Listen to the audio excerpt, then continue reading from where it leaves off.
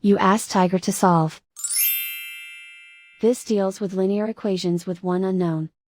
The final result is x equals 10. Let's solve it step by step. Simplify the expression. Find the greatest common factor of the numerator and denominator. Factor out and cancel the greatest common factor. Swap sides.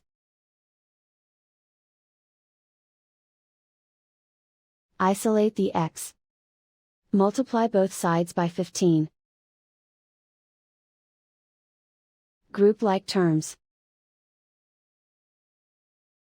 Multiply the coefficients.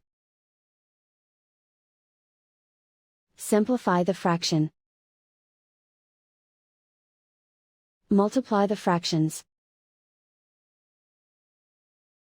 Simplify the arithmetic. And so the final result is x equals 10.